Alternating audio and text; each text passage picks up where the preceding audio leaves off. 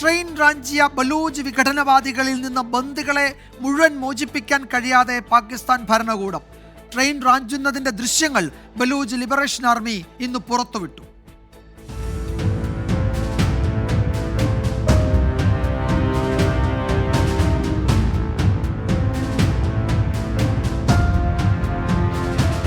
ക്വറ്റയിൽ നിന്ന് ബോലൻ പാസിലെത്തിയ ജാഫർ എക്സ്പ്രസിൽ ആദ്യം സ്ഫോടനത്തിനു പിന്നാലെ ട്രാക്കിൽ നിന്നുപോയ ട്രെയിനിന് സമീപത്തേക്ക് കുന്നുകളിൽ നിലയുറപ്പിച്ച ബലൂജ് വിമോചന സേനാംഗങ്ങൾ എത്തുന്നത് ദൃശ്യങ്ങളിലുണ്ട്.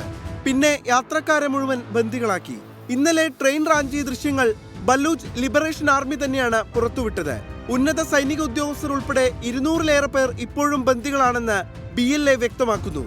157 പേരെ മോചിപ്പിക്കാനായെന്ന് സൈന്യവും. ബന്ദികൾക്കിടയിൽ ബലൂജ് ചാവേറുകൾ നിലയുറപ്പിക്കുന്നതാണ് പാക് സൈന്യത്തിന്റെ രക്ഷാദൌത്യം പ്രതിസന്ധിയിലാക്കുന്നത്. നാളെ ഉച്ചയോടെ ആവശ്യങ്ങൾ അംഗീകരിച്ചില്ലെങ്കിൽ കടുത്ത നടപടിയിലേക്ക് നീങ്ങുമെന്നാണ് വിഘടനവാദികളുടെ ഭീഷണി. പാക് സേനയുടെ തടവിലുള്ള ബലൂജ് വിമോചന സേനാംഗങ്ങളെ മോചിപ്പിക്കണമെന്നാണ് പ്രധാന ആവശ്യം. International desk 24.